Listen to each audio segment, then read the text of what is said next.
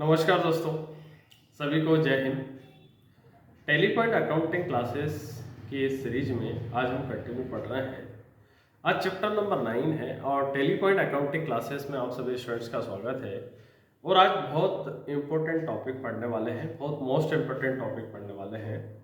थोड़ा सा लंबा वीडियो थोड़ा लंबा जाएगा, लेकिन आप एक बार स्किप ना करें। और दूसरा ये है कि आप कंटिन्यू उस वीडियो को देखें। बहुत मोस्ट इंपॉर्टेंट चीज़ है, जीरो लेवल का वीडियो है, एडवांस लेवल का वीडियो है। आप जब उसको देखेंगे पूरा तो समझ में आएगा कि किस तरीके से हम ट्रेडिंग अकाउंट बनाते हैं, किस तरीके से प्रॉफिट एंड लॉस बनाते हैं, किस प्रकार से हम डायरेक्ट एक्सपेंसेस की एंट्री करते हैं। डायरेक्ट एंट्री का जो डायरेक्ट एक्सपेंसेस होता है उसका क्या प्रभाव होता है। हमारा इस वीडियो का मेन उद्देश्य है, आज हमारा जो टॉपिक है इनकम और एक्सपेंसेस। इनकम और एक्सपेंसेस में मेन होते हैं हमारा एक डायरेक्ट एक्सपेंसेस होता है और एक इनडायरेक्ट एक्सपेंसेस होता है। उसी के साथ में एक डायरेक्ट इनकम होती है और एक इनडायरेक्ट इनकम होती है। इसके साथ में आगे हम बात करते हैं तो हमारे नंबर ऑफ ग्रुप्स जो होते हैं 28 ग्रुप्स होते हैं। 28 ग्रुप्स में से ये 4 ग्रुप भी उसके अंदर आते हैं। 4 ग्रुप में पहला होता है डायरेक्ट एक्सपेंसेस। डायरेक्ट एक्सपेंसेस की एक शॉर्टकट परिभाषा ये है कि व्यापार में जितने भी माल को बनाने और माल को खरीदने से संबंधित होने वाले सभी एक्सपेंसेस को डायरेक्ट में लिया जाता है। उसी के साथ साथ व्यापार में होने वाले सभी प्रोडक्शन से रिलेटेड, मैन्युफैक्चरिंग से रिलेटेड होने वाले एक्सपेंसेस डायरेक्ट एक्सपेंसेस होते हैं। इसके बाद में होते हैं इनडायरेक्ट एक्सपेंसेस। तो आपके ऑफिस से संबंधित, कार्यालय से संबंधित होने वाले एक्सपेंसेस, प्लस आप अगर मान लो होलसेलर है, डिस्ट्रीब्यूटर है, रिटेलर है, आपकी शॉप पर जितने भी एक्सपेंसेस होते हैं वह सभी इनडायरेक्ट एक्सपेंसेस होते हैं।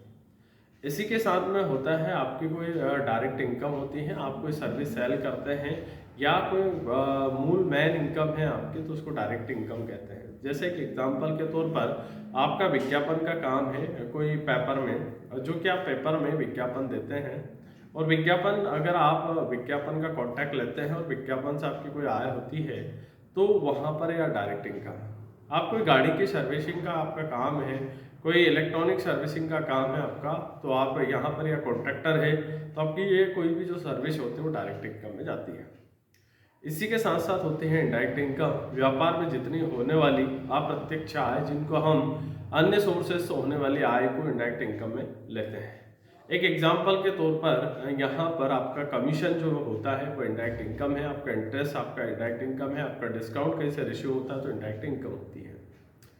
उसी के साथ में हम इन सब को, इसके बाद में हम ये direct expenses, indirect expenses, direct income, indirect income, ये 4 हेड होते हैं।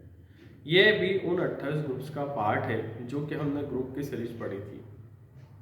आज हम टैली की जो सीरीज पढ़ने जा रहे हैं उसका मूल उद्देश्य होता है कि अभी तक हमने टाइप्स ऑफ अकाउंट जो पढ़े हैं, उस टाइप्स ऑफ अकाउंट में रियल अकाउंट पढ़ा है, पर्सनल अकाउंट पढ़ा है और उसी के साथ साथ नॉमिनल अकाउंट पढ़ा है। आज की जो सीरीज हम पढ़ने जा रहे हैं उस सीरीज में हम पढ़ेंगे कि ट्रेडिंग अकाउंट में जो डायरेक्ट एक्सपेंसेस करते हैं उसका क्या प्रभाव पड़ता है। उसी के साथ साथ हम देखते हैं कि कोई माल परचेस करते तो उसका क्या प्रभाव पड़ता है, सेल करते तो उसका क्या प्रभाव पड़ता है, उसके बाद डायरेक्ट इनकम होती तो क्या प्रभाव पड़ता है। इसी के साथ साथ हम देखेंगे कि प्रॉफिट एंड लॉस अकाउंट में जो ट्रांजेक्शन्स होते हैं वो डेबिट में कौन कौन से ट्रांजेक्शन्स होते हैं का क्या प्रभाव पड़ता है, इनडायरेक्ट एक्सपेंसेस जो होते हैं उनका क्या प्रभाव पड़ता है। तो ये सब आज की जो सीरीज है उसमें हम पढ़ने वाले हैं। दूसरा हम आगे बात करते हैं तो हमारा मेन उद्देश्य होता है रिपोर्टिंग पार्ट। तो यहाँ पर हम निकालेंगे कैसे, किस तरीके से ग्रॉस प्रॉफिट निकलता है और किस प्रकार से नेट प्रॉफिट निकलता है। तो आइए देखते हैं हम इसके आगे की एंट्री किस तरीके से करते हैं। Thank you. अकाउंटिंग क्लासेस में देखते हैं कि सबसे पहले डायरेक्ट एक्सपेंसेस के डेफिनेशन पढ़ेंगे और मैं आपको सभी पूरी तरीके से वीडियो के साथ साथ हर टॉपिक के पीडीएफ जरूर सेंड करूंगा। वीडियो के साथ पीडीएफ मिलने से आपको फायदा यह है कि आप चाहें तो टैली के एडवांस लेवल के नोट्स भी बना सकते हैं, जिससे आपको बहुत अच्छे टैली सीखने में फायदा मिलेगा। दूसरा यह है कि आपको प्रैक्टिकल भी फायदा मिलेगा कि किस प्रकार से हम टैली में एंट्री करते हैं। तो आइए समझते हैं पहले प्रत्यक्ष एक्सपेंसेस, डायरेक्ट वे जो होते हैं। प्रत्यक्ष एक्सपेंसेस क्या होते हैं, तो यहाँ से डायरेक्ट एक्सपेंसेस को सॉफ्टवेयर यहाँ साधारण भाषा में प्रत्यक्ष वे, प्रत्यक्ष खर्च, प्रत्यक्ष लागत भी कहते हैं किसी व्यवसाय में प्रत्यक्ष व्यय डायरेक्ट एक्सपेंसेस ऐसे व्यय से होता है जो कि माल की खरीदी के समय में लगते हैं या कि किसी वस्तु के मैन्युफैक्चरिंग या प्रोडक्शन के समय में लगते हैं।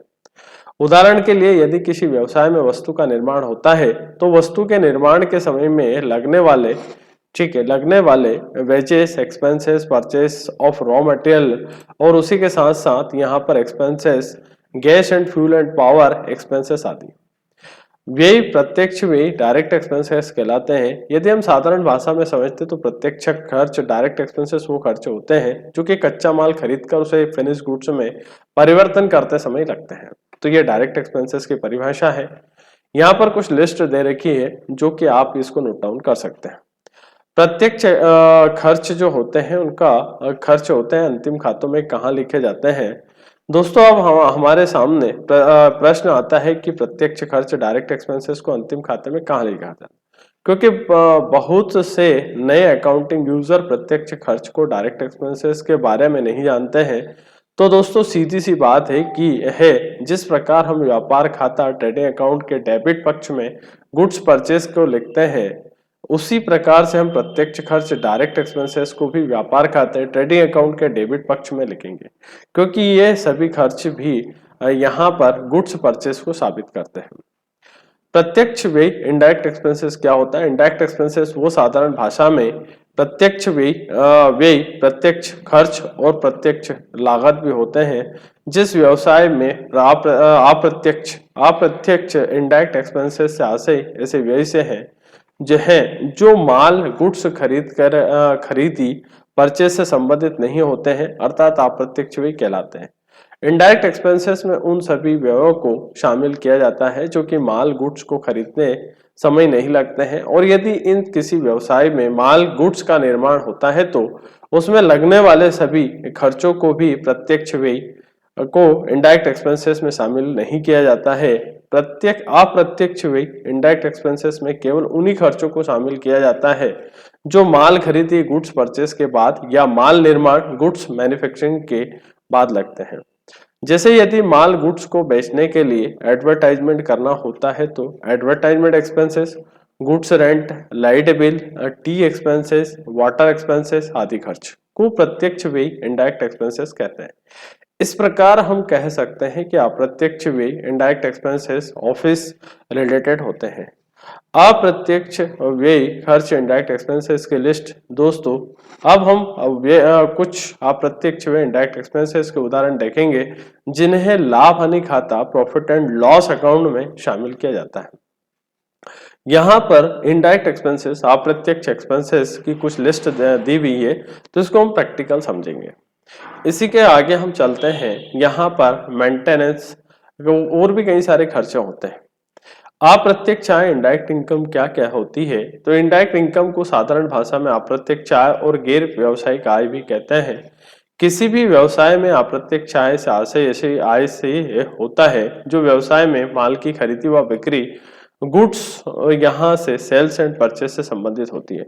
अर्थात व्यवसाय में माल गुड्स बिक्री से प्राप्त आय के अतिरिक्त कुछ ऐसी आय भी होती है जिसे अप्रत्यक्ष व्यय कहा जाता है, आय कहा जाता है।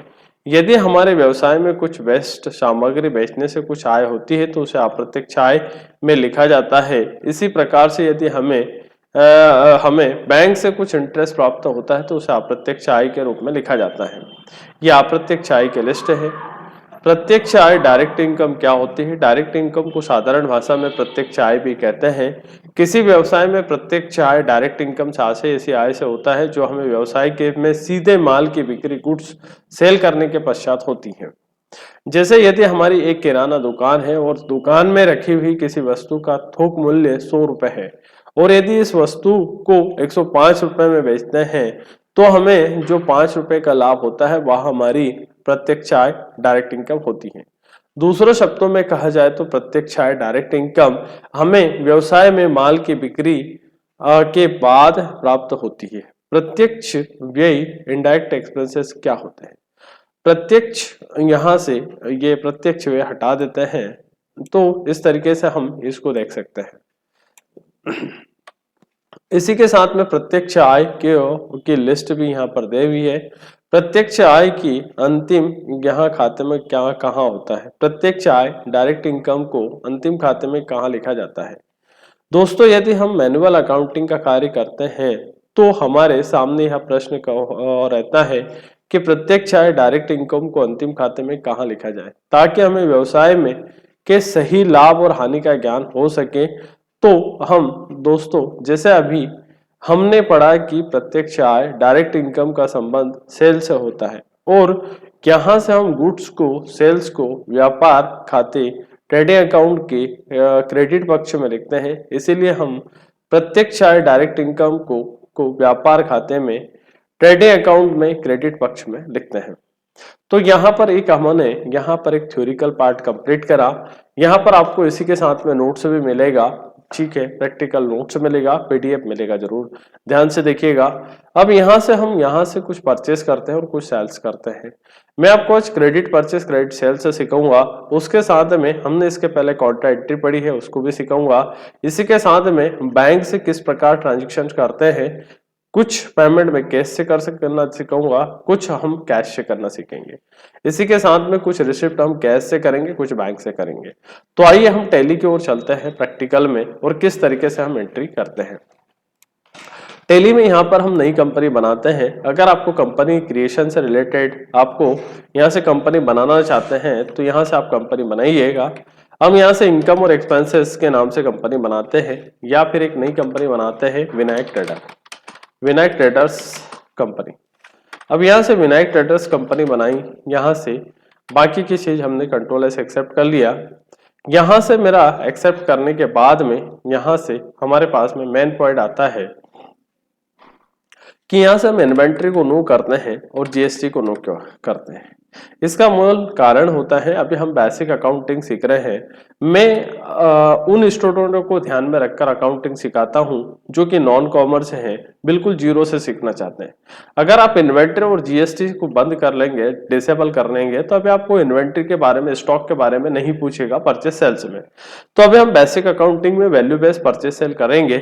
तो आगे आइएगा, हम स्टार्टिंग करते हैं यहाँ से, और यहाँ से हम F6 से यहाँ से हम स्टार्ट करते हैं। तो सबसे पहले हमने यहाँ से कैपिटल लगाई, और यहाँ से कैपिटल को टू कैपिटल बाई कैश किया। इसी के साथ में हम चाहते हैं तो कैपिटल 2 लाख रुपए की हम कैपिटल कैश के रूप में लगाते हैं, और उसी कैपिटल की एंट्री कैश के रूप में करते हैं। अगला हम चाहते हैं कि उस कैपिटल की एंट्री जो है बैंक में डायरेक्ट जमा कर देते हैं। तो यहाँ से 3 लाख रुपए हमने एसबीआई बैंक में जमा करा, या एचडीएफसी बैंक में जमा करके हमारा बिजनेस स्टार्ट करा। तो कैपिटल की 2 तरीके से एंट्री आप कर सकते हैं।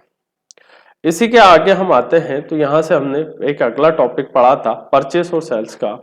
तो यदि आप कैश परचेस करना चाहते हैं तो यहाँ से हमने परचेस करा F9 से, तो यहाँ से परचेस कंट्रोल H दबाया एज वाउचर। जब हम माल परचेस करते हैं कैश से, तो यहाँ से पिछले वीडियो में हमने कैश परचेस करा था, तो कैश अकाउंट क्रेडिट होगा, उसी के साथ में परचेस अकाउंट हमारा डेबिट होगा। जब हम आगे चलते हैं सेल्स के लिए, तो यहाँ पर हम सेल्स को बढ़ाते हैं, और सेल्स की एंट्री हम F8 से करते हैं, और सेल्स को भी कंट्रोल H से करते हैं। तो जब सेल्स की एंट्री हम कैश में करेंगे, तो यहाँ से 75,000 का नगद माल बेचा, और यहाँ से हमने सेल्स में एंट्री करी। इसी के साथ में हम चाहते हैं आगे चलकर दोबारा से हम परचेस में ही एंट्री कुछ करते हैं। जैसे कि हमने परचेस में, एग्जाम्पल के तौर पे बता रहा हूं कि हमने परचेस F9 से कंट्रोल H दबाया। यहां से हमने परचेस जब करा तो कैश परचेस करा है हमने, यहां से 50,000 रुपए का फिर दोबारा से परचेस करा, तो ये परचेस हमारा हो गया। इसी के साथ में हम आगे चलते हैं परचेस में, परचेस के साथ में फिर हम चलते हैं सेल्स में।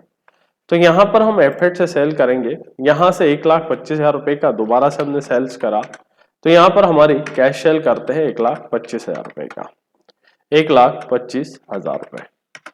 तो यह हमारी सेल्स की एंट्री हो गई। तो हमने परचेस और सेल्स करना सीखा। इसी के साथ में आगे चलते हैं परचेस में। अगर आप क्रेडिट परचेस करना चाहते हैं तो हम क्रेडिट परचेस भी कर सकते हैं। तो यहाँ से उन 5 लोगों से माल भी खरीद सकते हैं। इसके पिछले वाले वीडियो में आप जरूर देखिएगा, क्रेडिट परचेस, क्रेडिट सेल्स का साथ साथ रिसिप्ट और पेमेंट करना बताया है। आज हम इसी के साथ में आगे हम चलेंगे।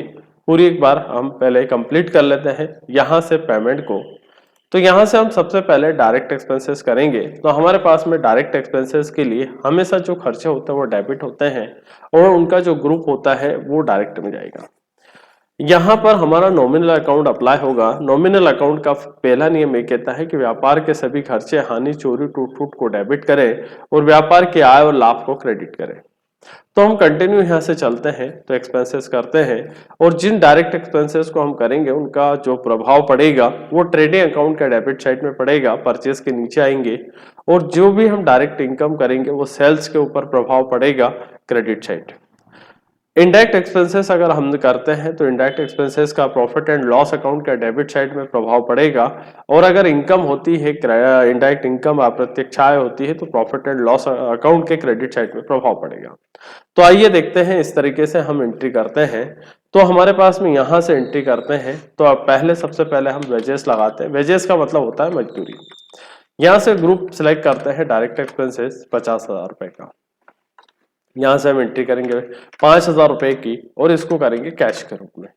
कंट्रोल ऐसे एक्सेप्ट होता है यदि आप नरेशन में शो करना चाह रहे हैं तो नरेशन शो कर सकते हैं, है ना। कैश पेमेंट यहाँ से being cash paid, wages paid by cash, यहां से करेंगे वेजेस पेड बाय कैश। यहां से आप नरेशन शो करना चाहते हो तो कर सकते हैं। इसी के साथ में हम कंटिन्यू 15 एंट्री इसकी करेंगे। तो अगला है कैरेज इनवर्ड। तो जो कैरेज इनवर्ड्स होता है वो भी डायरेक्ट एक्सपेंसेस में जाएगा। तो यहाँ कैरेज इनवर्ड्स की जो एंट्री करेंगे वो 5,000 की करेंगे और यहाँ से अगर कैश में करना है तो कैश में करेंगे और अगर यही कैश में एंट्री करते हैं। इसके साथ में यदि आप बैंक के थ्रू करना चाहते हैं तो अगला है कैरेज एंड परचेस के साथ कैरेज है ना एंड परचेस। तो कैरेज एंड परचेस भी आपका डायरेक्ट एक्सपेंसेस में जाएगा। तो यहाँ पर कैरेज एंड परचेस की 5,000 से एंट्री करेंगे कैश के तौर पे। इसी के साथ में हम आगे चलते हैं तो यहाँ से आगे हमारा अगला ट्रांजेक्शन करते हैं गैस फ्यूल एंड पावर। तो जो गैस फ्यूल एंड पावर ये भी हमारा डायरेक्ट एक्सपेंसेस होगा। तो इसकी एंट्री हम करेंगे 5,000 रुपए से, ये कैश के रूप में करेंगे। उसके बाद में इसी के साथ में अगला हम ट्रांजेक्शन करते हैं gas and fuel and power के बाद में करते हैं वाटर चार्जेस। तो वाटर चार्जेस भी हमारा डायरेक्ट एक्सपेंसेस में जाएगा 5,000 में। तो जितने भी खर्चे होते हैं वो डायरेक्ट में जाते हैं कैश के रूप में। इसी के साथ में हम आगे चलते हैं इसी के साथ में। तो यहाँ से वाटर चार्ज के बाद में फैक्ट्री करते हैं, फैक्ट्री है ना रेंट, या फिर फैक्ट्री रेंट करेंगे तो ये भी हमारा डायरेक्ट एक्सपेंसेस में जाएगा 5,000 से। कैश के रूप में हम एंट्री करते हैं। अगला नेक्स्ट हम चार्ज समझते हैं। तो अगला हमारा नेक्स्ट एक्सपेंसेस है freight charge, FRI freight charges. तो यह भी हमारा फ्रेट चार्ज भी डायरेक्ट एक्सपेंसेस में जाएगा। ये 5,000 की एंट्री करते हैं कैश के रूप में। अगला नेक्स्ट ट्रांजेक्शन करते हैं हम फ्रेट चार्ज के बाद में है अपना हमारा ऑक्ट्रॉय है ना एंड कार्टेज। तो यह भी हमारा डायरेक्ट एक्सपेंसेस में जाएगा। इसकी एंट्री भी हम 5,000 से करेंगे कैश के रूप में। एक ऑक्ट्राई के अलावा अगला ट्रांजेक्शन की अगर हम बात करें तो यहाँ पर जाता है मैन्युफैक्चरिंग EXP, मतलब माल को बनाने से रिलेटेड जो एक्सपेंसेस होता है वह भी डायरेक्ट एक्सपेंसेस में जाएगा। तो यहाँ से इसकी जो एंट्री होगी वो 5,000 की होगी कैश के तौर पे। इसी के साथ में नेक्स्ट होता है हमारा फैक्ट्री इलेक्ट्रिसिटी। तो पहले हमने फैक्ट्री है ना इलेक्ट्रिसिटी, यह भी हमारा एक डायरेक्ट एक्सपेंसेस होता है। तो इसका ट्रांजेक्शन हम करेंगे 5,000 से कैश के रूप में। इसी के साथ में हम आगे चलते हैं। तो यहाँ पर हम आगे चलते हैं फैक्ट्री के बाद में है डॉक है ना and clearing charge, dock and clearing charge, है ना रिंग चार्जेस। तो यह भी हमारा एक डायरेक्ट एक्सपेंसेस होगा। 5,000 रुपए से एंट्री करेंगे कैश के रूप में। इसी के बाद में अगला ट्रांजेक्शन हम चाहते हैं, तो अगला ट्रांजेक्शन हमारी हो जाएगी इंपोर्ट, है ना, ड्यूटी। तो जो इंपोर्ट ड्यूटी है वह भी हमारी 5000 से करेंगे। तो यहाँ से 5000 से हमने इसको कैश के रूप में किया। अगला होता है यहाँ से रॉयल्टी। तो हम रॉयल्टी का एक्सपेंसेस करते हैं, रॉयल्टी। तो यहाँ से रॉयल्टी का ट्रांजेक्शन हम करते हैं, रॉयल्टी, रॉयल्टी चार्जेस। तो जो रॉयल्टी चार्जेस है वह भी डायरेक्ट एक्सपेंसेस में जाएंगे 5000 में। तो यहाँ पर हमने 5000 एक्सपेंसेस करा कैश के रूप में। इसी के साथ में हमारा अदर डायरेक्ट एक्सपेंसेस चार्जेस होगा, और भी कई सारे एक्सपेंसेस होगा, अदर डायरेक्ट EXP। तो अदर डायरेक्ट एक्सपेंसेस जो होगा वह भी इसी के अंडर में जाएगा, 5000 रुपए कैश के तौर पर। अब हम आगे पढ़ेंगे इनडायरेक्ट एक्सपेंसेस। तो जो इनडायरेक्ट एक्सपेंसेस होता है उनको हम F5 डेबिट में करेंगे, वह भी हमारे खर्चे होते हैं। लेकिन इसके पहले हम जो डायरेक्ट एक्सपेंसेस किए हैं उनका प्रभाव प्रॉफिट एंड लॉस अकाउंट के डेबिट में किस तरीके से होता है।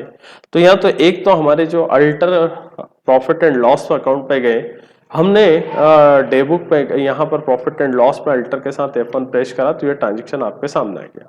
तो यहाँ पर हमारे टोटल डायरेक्ट एक्सपेंसेस जो हुए थे वो 70,000 रुपए के हुए थे। यहाँ पर हमारे पास में ये ट्रांजेक्शन हो गए टोटल 70,000 रुपए के। इसी के साथ में हमारे पास में आगे चलते हैं, आगे हम इनडायरेक्ट एक्सपेंसेस करेंगे। और यहाँ पर उसके पहले हम बैलेंस शीट में जाते हैं। तो बैलेंस शीट में अभी हमारे पास बैंक में जो बैलेंस है 3 लाख रुपए है, और अभी कैश जो प्रेजेंट है 2,30,000 रुपए है। अब हम चलते हैं आगे वाउचर पे, और 40 ट्रांजेक्शन हम करेंगे इनडायरेक्ट एक्सपेंसेस के। तो F5 में जाते हैं, और F5 में जाने के बाद में हम उन एक्सपेंसेस को बाय बैंक के थ्रू करते हैं, चेक देंगे। हमने डायरेक्ट एक्सपेंसेस को कैश के एग्जांपल के तौर पे बताया, अब इनडायरेक्ट एक्सपेंसेस को हम चेक के थ्रू बताते हैं। सबसे पहला है हमारी ऑफिस लाइटिंग जो होगी वो भी हमारी इनडायरेक्ट एक्सपेंसेस में होगी। यहाँ पर दो प्रकार की गलती होती है, दो तरीके से गलती होती है। यदि आपने एक्सपेंसेस वाले वाउचर को इनकम में डाला है तो ये वाउचर वाली गलती होती है। दूसरी गलती ये होती है कि एक्सपेंसेस वाले वाउचर को यदि इनकम में डाला है तो वह भी गलत है, और इनकम वाले वाउचर को एक्सपेंसेस में डाला है तो वो गलत है, और एक्सपेंसेस वाले वाउचर को इनकम में डाला तो वो भी गलत है। तो इस तरीके से पेमेंट वाली जो भी एक्सपेंसेस वाले वाउचर को, अगर यहाँ पर वाउचर की भी गलती होती है और इनकम की भी गलती होती है। लेकिन यहाँ से हम ऑफिस लाइटिंग देंगे 5,000 रुपए, लेकिन यहाँ से हम पहले एंट्री करते हैं कैश में। उसके अलावा अगला हम नेक्स्ट ट्रांजेक्शन चाहते हैं, यहाँ से अगले एंट्री करते हैं प्रिंटिंग एंड स्टेशनरी। यहाँ से हम प्रिंटिंग एंड स्टेशनरी, तो हमारा ऑफिस में कोई ना कोई प्रिंटिंग एंड स्टेशनरी से रिलेटेड कोई एक्सपेंसेस होता है, तो हम 5,000 रुपए का भुगतान बैंक के थ्रू करेंगे। तो ये HDFC बैंक का हमारे पास दिखाएगी, तो ये यहाँ पर HDFC बैंक आएगी। इसके पहले आप चाहते हो पेज अप से प्रीवियस एंट्री को, ये ऑफिस लाइटिंग का जो है, मान लो आपने ऑफिस लाइटिंग का जो बिल है 5,000 का, वो फोन पे वगैरह से करा, फोन पे के माध्यम से करा आपने, तो यहाँ पर इसको शो कर दीजिएगा। यहाँ पर अगर चेक नंबर वगैरह है तो उसको भी शो कर दीजिएगा या एक्सेप्ट कर दीजिएगा। नरेशन कुछ लिखना चाहते तो लिख सकते हैं। उसी के साथ में अगला है टेलीफोन एक्सपेंसेस।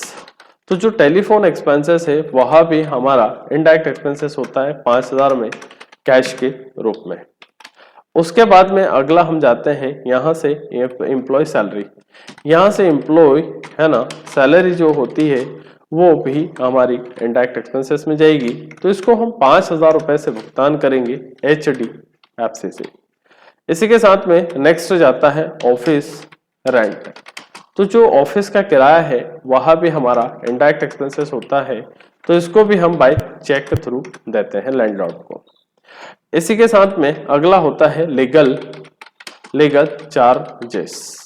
तो ये जो लीगल चार्जेस होते हैं वो भी हमारे इनडायरेक्ट एक्सपेंसेस में जाते हैं, तो यहाँ पे हमने चेक से भुगतान करा। अगला है यहाँ से पोस्टेज चार्जेस।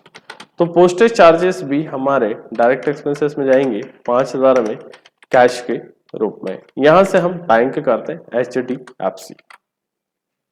इसी के साथ में अगला हम जाते हैं, अगला ट्रांजेक्शन करते हैं। पोस्टेज के बाद में होता है हमारा ट्रेड ट्रेड एक्सपेंसेस। तो यहाँ भी हमारा इनडायरेक्ट एक्सपेंसेस होता है। तो इस तरीके से हम 40 एक्सपेंसेस प्रैक्टिकल के तौर पे करेंगे। उसके बाद में है अकाउंट चार्ज होता है। तो यहाँ से हमारी कंपनी में कोई अकाउंटेंट होता है तो वो अकाउंट चार्जेस लेता है। तो ये चार्जेस भी हमारे इनडायरेक्ट एक्सपेंसेस में जाएंगे। तो यहाँ से हम 5,000 रुपए से फिर दोबारा से एंट्री करते हैं। तो ये 5,000 का जो चार्जेस है वह हमारा बैंक के थ्रू करते हैं। इसी के साथ में नेक्स्ट है ऑफिस एक्सपेंसेस की एंट्री करते हैं। तो यहाँ से ऑफिस EXP मतलब ऑफिस से रिलेटेड जो भी कोई एक्सपेंसेस होता है वह भी इसी ट्रांजेक्शन में जाएगा 5,000। यहाँ से हम बाय चेक के थ्रू करते हैं तो HDFC लेते हैं। इसी के साथ में हमारा अगला ट्रांजेक्शन हम जाते हैं प्रैक्टिकल के तौर पर। तो यहाँ पर मिलेगा आपको audit fees, auditors expenses. Auditor expenses हो गया यहाँ से या फीस हो गई। तो यहाँ भी हमारा इनडायरेक्ट एक्सपेंसेस में जाएगा 5,000 रुपए से और कैश के रूप में या बाय चेक के रूप में। इसी के साथ में अगला होता है डायरेक्टर फीस होती है। तो यहाँ से डायरेक्टर जो फीस होती है उसको भी हम यहाँ से डायरेक्टर फीस को इनडायरेक्ट एक्सपेंसेस में लेंगे 5,000 से। तो यहाँ से 5,000 की जो एंट्री है वो बैंक के थ्रू की हुई है हमने। उसी के साथ में अगला ट्रांजेक्शन हम चलते हैं। तो अगला ट्रांजेक्शन है insurance and tax. Insurance and tax, तो जो इंश्योरेंस एंड टैक्स है वह भी 5,000 से डेबिट होगा और यहाँ से हम HDFC बैंक के थ्रू करेंगे। इसी के साथ में नेक्स्ट है रिपेयरिंग एक्सपेंसेस। तो यहाँ से कोई ना कोई ऑफिस में रिपेयरिंग एक्सपेंसेस का कुछ काम रहेगा। तो यहाँ से देखिएगा लेजर को अगर सुधारना है तो बैक स्पेस दबाइएगा, कंट्रोल के साथ एंटर दबाइएगा और इसको सुधार के वापस कंट्रोल A दबाइएगा। तो ऑफिस में कोई ना कोई जैसे कंप्यूटर, लैपटॉप या आपका कोई ऑफिस का पंखा वगैरह बंद हो गया है, बिगड़ गया है, तो उसको रिपेयरिंग करवाने का जो एक्सपेंसेस होता तो वो इसी में जाएगा। उसी के साथ में दोबारा से यहाँ से स्टूडेंट गलती ना करें, हमारे पास में ऑफिस का जो रेंट है उसका लेजर ऑलरेडी बना हुआ है। यहाँ पर हम लेजर, एक ही लेजर को कितनी बार भी देख सकते हैं, यूज कर सकते हैं।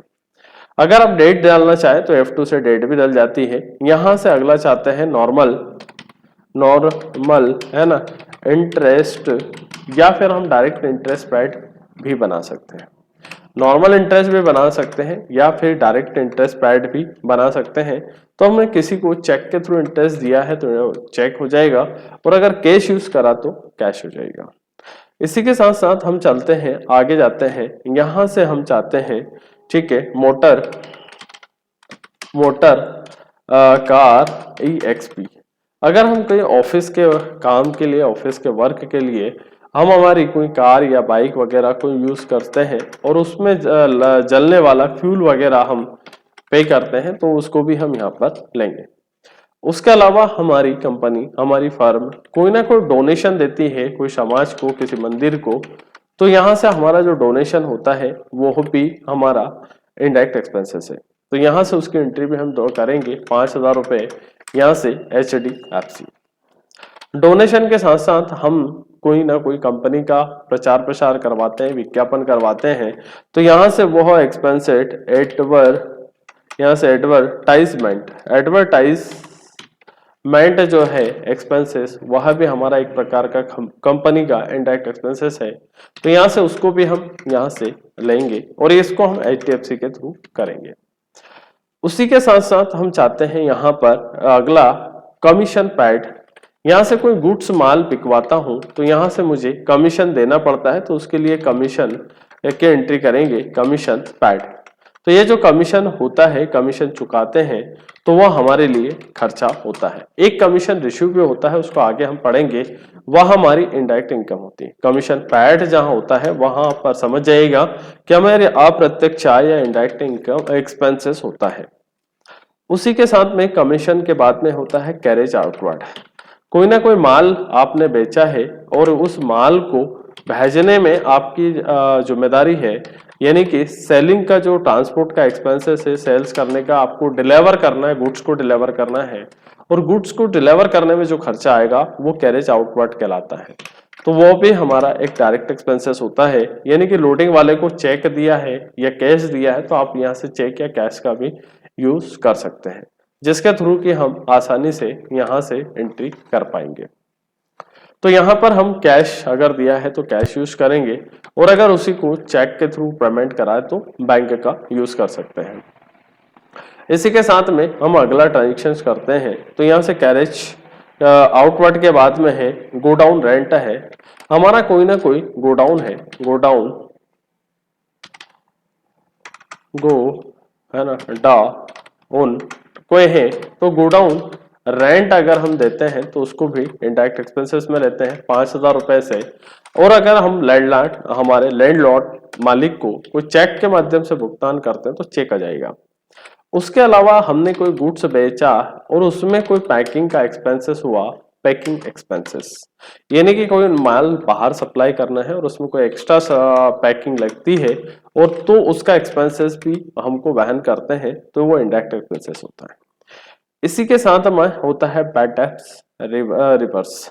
यहाँ से हमारी कंपनी ने ये मान के चला पूरे साल में कि इतने रुपए के हमारे बैड डेब्ट्स रहेंगे, मतलब बैड डेब्ट से मतलब कहीं ना कहीं पैसा हमारा डूबने वाला है, तो हम एक अनुमानित राशि हर कंपनी कुछ ना कुछ एक परसेंट के तौर पे, रेशो के तौर पे बैड डेब्ट मान के चलती है कि इतना पैसा हमारा इस फाइनेंशियल ईयर में या भविष्य में आएगा नहीं, तो उसको बैड डेब्ट बोलते हैं। तो इसकी एंट्री भी हमने 5,000 की करी, कैश के रूप में करना है तो कैश के रूप में कर दो। इसी के साथ में बैड डेब्ट्स के साथ साथ होता है इंटरेस्ट ऑन कैपिटल। यदि आपने पार्टनर्स को यहाँ से इंटरेस्ट, यहाँ से एक लेजर बनाया इंटरेस्ट ऑन कैपिटल, यदि आपने कोई पार्टनर है और पार्टनर ने यहाँ से कोई कैपिटल का विड्रॉ करा है तो इसके अगेंस्ट वहां पर हम कोई पेमेंट करते हैं, तो यहाँ पर जो कैपिटल के ऊपर इंटरेस्ट चुकाते हैं तो इंटरेस्ट ऑन कैपिटल की एंट्री होगी। तो यहाँ से कैश के रूप में हुआ तो कैश के रूप में कर सकता हूँ।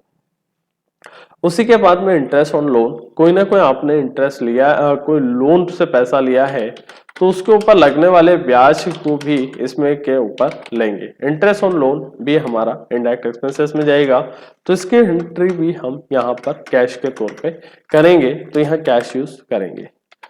इसी के साथ साथ हम चाहते हैं डिस्काउंट अलाउ। एक होता है डिस्काउंट रेशियो, तो यहाँ पर जो डिस्काउंट अलाउ होता है या गिवन होता है तो वह हमारी कंपनी के लिए इनडायरेक्ट एक्सपेंसेस होता है। लेकिन वहीं आगे हम चलेंगे इनकम की ओर पे, तो जब डिस्काउंट रेशियो होता है वहीं हमारी अप्रत्यक्ष आय होती है। इसी के साथ में नेक्स्ट होता है यहाँ से डिस्काउंट ऑन बैड डेब्टर्स, यहाँ पर डिस्काउंट ऑन डेबिटर्स। तो जो डेबिटर्स होते हैं, डेबी है ना, टर्स जो होते हैं उनको हमने कोई ना कोई छूट हमारी तरफ से दी है माल को बेचने में, तो हम यहाँ पर उसका यूज करेंगे। उसके साथ साथ हमारे कंपनी में कोई बैंक चार्जेस लगते हैं, जैसे चेक बाउंस का कोई चार्ज होता है, बहुत सारे बैंक चार्जेस लेती है, कई सारी सर्विसेज बैंक प्रोवाइड करवाती है तो उसके बदले में बैंक चार्ज लेती है। तो यहाँ से जितने भी बैंक चार्जेस के नाम से लेजर बनाए और बैंक से लगने वाला चार्जेस जो होता है वहां पे हमने बैंक चार्जेस की एंट्री करी और यहाँ से हमने बैंक को लिया। यहाँ से नरेशन में जरूर शो करे कि अपने जो बैंक ने चार्ज लगाया है वो किस पर्पज से लगाया है, तो उसको नरेशन में जरूर बताएं। उसी के साथ में बैंक चार्जेस के अलावा होता है यहाँ से, है ना, यहाँ से चैरिटी होती है, तो यहाँ से चैरिटी का कोई एक्सपेंसेस होता है तो चैरिटी EXP, तो चैरिटी जो होती है यहाँ पर 5,000 की चैरिटी दी तो ये कैश होता है तो कैश दे दोगे, बैंक से हुआ तो बैंक दे दोगे। उसी के साथ में होता है लॉस बाय थिफ्ट, यानी कि लॉस बाय थिफ्ट का मतलब होता है कोई ना कोई माल आपका जो है चोरी हो गया, तो यहाँ पर माल जब चोरी हो जाता है तो लॉस बाय थिफ्ट में उसकी एंट्री करते हैं। तो यहाँ पर भी हम कैश वगैरह चोरी हुआ तो कैश करेंगे, आगे चल के अगर कोई माल हुआ तो उसकी F7 में एंट्री करके आगे में बताऊंगा चैप्टर में।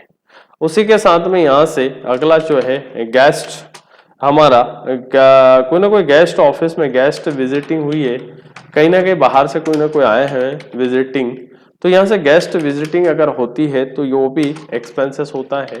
हमने कोई ना कोई बाहर से आने वाले कोई बड़े अधिकारी के ऊपर कोई ना कोई खर्चा करा हुआ तो गेस्ट का वो एक्सपेंसेस जाएगा।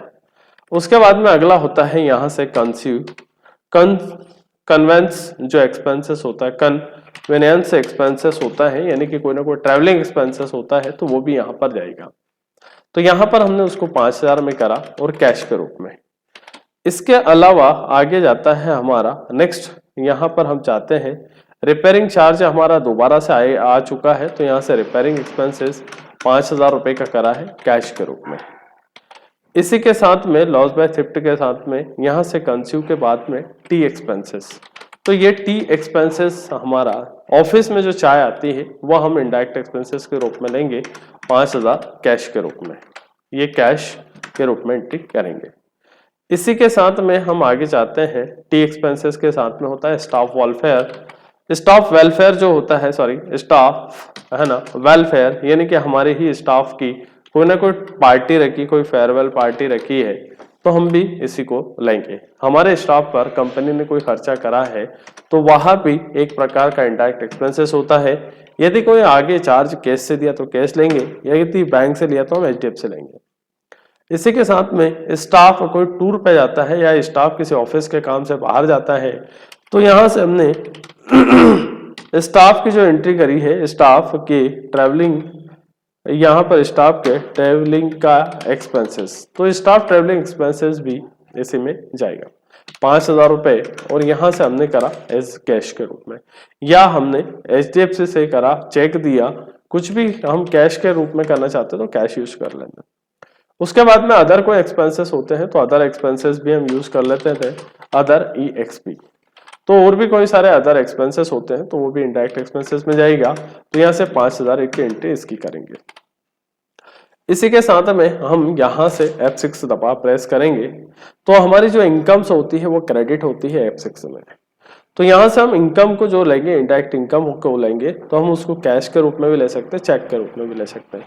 सबसे पहले इनकम हमारी क्रेडिट होती है, तो यहाँ से रेंट जो रिसीव हुआ है वो रेंट हमारा रेंट रिसीव हुआ है, लेकिन यहाँ से ग्रुप चेंज करना ना बोले, उसको हम अप्रत्यक्ष आय इनडायरेक्ट इनकम के रूप में लेंगे।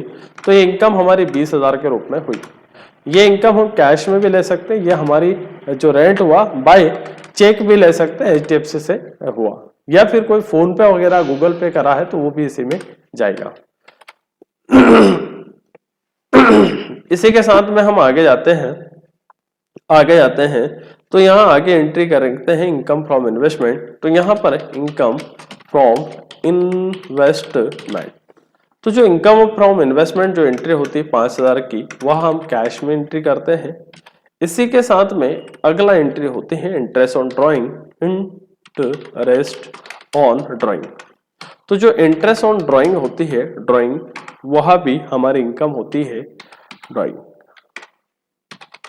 ठीक है। तो इंटरेस्ट ऑन ड्राइंग भी हमारी जो होती है इनकम होती है इनडायरेक्ट। तो इसको करना है हमको 20,000 रुपए से, अगर कैश के रूप में करना तो कैश के। यदि पार्टनरशिप में कोई कैपिटल निकाले उसके अगेंस्ट में हम ब्याज चार्ज करते हैं तो ब्याज को हम इसमें करेंगे। इसके साथ में होता है यहाँ से हमको कोई डिस्काउंट मिला है तो यहाँ से डिस्काउंट रेशियो की एंट्री करेंगे। डिस्काउंट यहाँ से रेशियो की जो एंट्री होगी वह भी हमारे इनडायरेक्ट इनकम में जाएगी। तो ये डिस्काउंट रेशियो जो हमारी 20,000 की एंट्री हुई है, तो यहाँ से हमको कोई डिस्काउंट कैश के रूप में छूट मिला है तो इसको इसमें डालेंगे। Interest ratio on bank deposit, तो जब हमारा कोई पैसा, कंपनी का पैसा बैंक में जमा रहता है तो इंटरेस्ट रेशियो ऑन बैंक, ठीक है। तो यहाँ से वो उसको फ्रॉम बैंक करेंगे, इंटरेस्ट रेशियो फ्रॉम, है ना, बैंक। तो इंटरेस्ट रेशियो फ्रॉम बैंक ये भी हमारी इनडायरेक्ट इनकम होती है 20,000 रुपए। यहाँ पर एक स्टूडेंट गलती करते हैं, इसको कैश कर देते हैं। मैं बोलता हूँ सभी स्टूडेंट को स्पेशल कि इसको यहाँ पर बैंक करिएगा, कैश ना करिएगा। इसी के साथ में हम अगला ट्रांजेक्शन कैपिटल गेन का करते हैं। तो यहाँ से अल्टर सी से कैपिटल गेन की एक एंट्री, वाउचर एंट्री करेंगे। तो कैपिटल गेन भी हमारी एक प्रकार की इनडायरेक्ट इनकम होती है। तो यहाँ आगे चलते हैं, 20,000 रुपए की एंट्री हमने कैपिटल गेन की करी हुई है कैश के रूप में। अगला नेक्स्ट होता है यहाँ पर कैपिटल गेन के बाद में होता है कमीशन रेशियो। एक कमीशन पैड पड़ा था, तो जो कमीशन पैड हुआ था वो हमारा इनडायरेक्ट एक्सपेंसेस हुआ था, लेकिन वही कमीशन रेशियो हमारी अप्रत्यक्ष इनडायरेक्ट इनकम होती है कैश के रूप में। इसी के साथ में अगला हम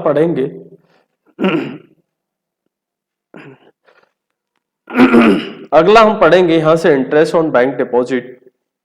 यहां से हम पढ़ेंगे इंटरेस्ट ऑन बैंक डिपॉजिट। तो ये इंटरेस्ट ऑन बैंक डिपॉजिट दोबारा से आता है, ये interest on bank deposit from bank, दोनों एक ही है। तो इंटरेस्ट ऑन बैंक डिपॉजिट 20,000 रुपए का करा हमने, यहां से बैंक आएगी। इसी के साथ में आपको कोई अदर इनकम्स होती है, जैसे आपके यहाँ ऑफिस है, कोई ना कोई इनकम, जैसे कोई आप पुराना भंगार का सामान वगैरह बेच देते हो तो उससे कोई ना कोई अदर इनकम्स होती है, तो वो अदर इनकम होती है तो उसको इसके तौर पे ले लेते हैं। तो यहाँ से कुछ ना कुछ आपका पुराना फर्नीचर वगैरह कोई सेल करा है तो यहाँ पर हम क्या करते हैं, उसको कैश के रूप में लेते हैं। तो यहाँ से इस प्रकार से हमारे पूरे टोटल इंडायरेक्ट इनकम हो गई। इसी के साथ में हम डायरेक्ट एक्सपेंसेस पढ़ेंगे। तो डायरेक्ट एक्सपेंसेस कौन कौन सी होती है, जितने भी डायरेक्ट इनकम जो होती है वो भी हमारी क्रेडिट होती है। डायरेक्ट इनकम की जो एंट्री होती है वो F6 में होती है। तो पहला हमारी कोई मोबाइल रिचार्ज की दुकान है, यहाँ से हम मोबाइल है ना रिचार्ज का काम करते हैं, ठीक है। तो यहाँ से जो मोबाइल रिचार्ज वगैरह का काम करते हैं तो वो भी हमारी एक डायरेक्ट इनकम होगी। तो यहाँ पर वो इनकम जो होगी वो हमारी 20,000 रुपए से हुई है, तो इसको लिया हमने और इसको कैश के रूप में लेना तो कैश के रूप में ले सकते हैं, चेक के रूप में लेना तो चेक के रूप में लेते हैं। इसके साथ में हमारा कोई DTH का काम है, DTH रिचार्ज। तो DTH रिचार्ज का काम जो है वहां पे हमारा इनकम है, तो इसको भी हम 20,000 रुपए से करते हैं और ये कैश के रूप में करते हैं। इसी के साथ में हमारा कोई इलेक्ट्रॉनिक की दुकान है जिसमें हम इलेक्ट्रॉनिक रिपेयरिंग करते हैं, तो ये इलेक्ट्रिसिटी रिपेयरिंग, यहाँ से इलेक्ट्रिसिटी रिपेयरिंग का काम अगर करते हैं, रिपेयरिंग का कोई काम करते हैं तो वो भी हमारी डायरेक्ट इनकम में जाएगी। तो यहाँ से जो भी इनकम होगी 20,000 रुपए वो इसके रूप में लेंगे।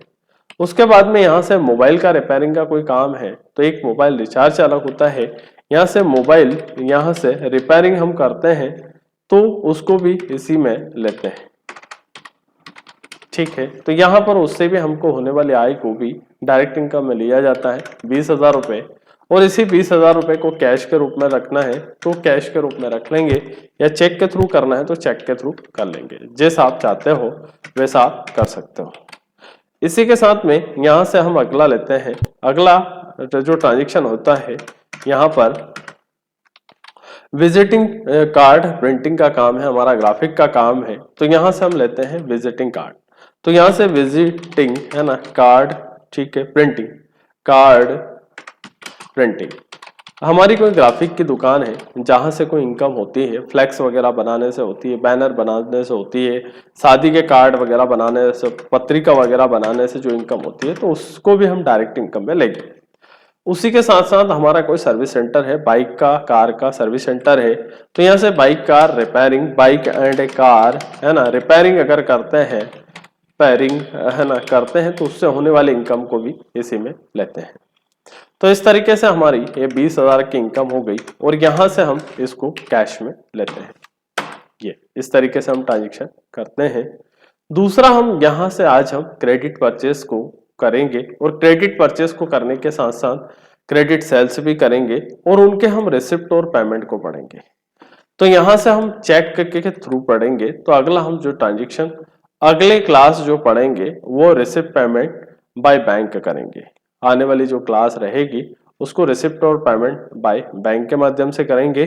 तो जितने भी बैंक के ट्रांजेक्शन्स होते हैं, बैंक से किस प्रकार से ट्रांजेक्शन्स किए जाते हैं चेक के माध्यम से, तो आगे की क्लास में करेंगे। तो आशा करूंगा, उम्मीद करूंगा कि यहाँ से आपको जितने भी इनकम और एक्सपेंसेस समझ में आए होंगे। अब सबसे मोस्ट इंपॉर्टेंट चीज होती है इनका प्रभाव क्या होता है। तो पहले तो जो एंट्री होती है उनको देखने के लिए हम यहाँ पर डे बुक में जाएंगे और डे बुक में जाने के अगर आपको डिटेल में देखना चाहते हो तो अल्टर के साथ में F1 प्रेस करिएगा, और अगर इनका प्रिंट आउट चाहते हो तो कंट्रोल के साथ में P प्रेस करिएगा। अल्टर के साथ F1 से डिटेल होता है, कंट्रोल के साथ से P से प्रिंट आउट आधा की विंडो आती है। लेकिन यहाँ पर 3 कंडीशंस होती है। अगर आप प्रिंटिंग निकालने से पहले कोई कॉन्फ़िगरेशन सेटिंग करना चाहते हैं तो उसका शॉर्टकट तरीका है, या तो आप एरो से लेफ्ट राइट, एरो से लेफ्ट राइट में कर सकते हो, या फिर शॉर्टकट तरीके से C फॉर कॉन्फ़िगरेशन होता है, I फॉर प्रियो होता है और P फॉर प्रिंटर होता है। यदि आपके पास में प्रिंटर कनेक्ट है तो डायरेक्ट आप प्रिंटर पे इंटर करिएगा तो आपको पूरी डे बुक की शॉर्ट निकल जाएगी वाउचर एंट्री। अब ये अल्टर के साथ में F1 इसलिए प्रेस करा कि आपको प्रॉपर तरीके से दिखाई दिए कि क्या डेबिट हुआ और क्या क्रेडिट हुआ। इसी के साथ में प्रिंट का प्रीव्यू देखना चाहते हैं तो प्रिंट के प्रीव्यू पे आई प्रेस करिएगा या इंटर प्रेस करिएगा, और ये विंडो थोड़ी छोटी दिखाती है तो इसको या तो अल्टर के साथ में Z प्रेस करिएगा या फिर F4 प्रेस करिएगा। विंडो को बड़ा करने के लिए F4 भी प्रेस कर सकते हैं, जूम करने के लिए F4 भी कर सकते हैं और अल्टर के साथ Z भी दबा सकते हैं। तो ये हमारी डेबुक थी। उसी के साथ में हम आगे जाते हैं, यहाँ पर जाते हैं प्रॉफिट एंड लॉस पे। आज का जो टॉपिक है मेन उद्देश्य है इसी को बताना है। तो इसमें भी हमारी सबसे पहले होता है ट्रेडिंग अकाउंट, ट्रेडिंग के बाद में प्रॉफिट एंड लॉस होता है। लेकिन यहाँ सबसे अच्छा है कि आप अल्टर के साथ में F1 प्रेस करिएगा। तो यहाँ पर अल्टर के साथ में F1 प्रेस करते हैं तो इस तरीके से आपका ट्रांजेक्शन आता है। तो यहाँ पर हम देखते हैं कि इस तरीके से यहाँ पर हमारा ये आएगा। अब हम आगे चलते हैं इसी के साथ में। तो यहाँ पर अगर आप इसका प्रिंट आउट लेना चाहते हैं तो वही प्रोसेस रहेगी, कंट्रोल के साथ P दबाएं, I दबाएं और F4 या फिर अल्टर Z दबाएं। तो इस तरीके से यहाँ से विनायक ट्रेडर्स जो कंपनी है उसका यहाँ से ये प्रॉफिट एंड लॉस बना है 1 अप्रैल को। यहाँ पर हमारा परचेस दिखा रहा है, परचेस टोटल हमारा जो है वो 1 लाख रुपए का है। 1 लाख रुपए के परचेस के साथ साथ 2 लाख रुपए का सेल्स है। परचेस में हुए एक्सपेंसेस 70,000 रुपए के और सेल्स से जो डायरेक्ट इनकम हुई 1 लाख रुपए की हुई, 1,22,000 रुपए की। तो इसी के साथ साथ हमारे जो है ग्रॉस प्रॉफिट जो हुआ है 1,50,000 रुपए का ग्रॉस प्रॉफिट हुआ है। लेकिन आगे अगर हम चलते हैं तो आगे की बात करते हैं तो यहाँ पर हम आगे जाते हैं इनडायरेक्ट एक्सपेंसेस। तो इनडायरेक्ट एक्सपेंसेस जो होते हैं वो टोटल हमारे इनडायरेक्ट एक्सपेंसेस होते हैं वो हुए हैं हमारे 1,25,000 रुपए के। उसी के साथ साथ हमारी जो इनकम हुई है वो इनकम हमारी यहाँ पर हम बात करते हैं तो टोटल हमारी जो इनकम हुई है वो इतनी हुई है। तो ये इनकम से अगर हम देखना चाहते हैं तो ये हमारी टोटल इनकम है। तो इस इनकम को हमारी जो टोटल इनकम है वो यहाँ पर आपको दिखा जाएगी। तो इनकम को हम देखते हैं तो ये हमारी इनकम टोटल इनकम है हमारी 1,65,000 रुपए। इसी के साथ में हम आगे चलते हैं तो हमारा बैलेंस शीट देखते हैं। तो ये हमारी बैलेंस शीट है। अल्टर के साथ में F1 प्रेस करते हैं। टोटल हमने जो कैपिटल लगाई है वो 5 लाख रुपए की लगाई है। करंट असेट्स की मैं बात करता हूं तो करंट असेट्स यहाँ पर देखते हैं तो यहाँ पर 6,25,000 रुपए है। उसमें से कैश इन हैंड हमारे पास इतना है 3,60,000 रुपए है और 2,65,000 रुपए हमारे पास में अभी फिलहाल में यहाँ पर बैंक में है, जो भी बैंक इस तरीके से है।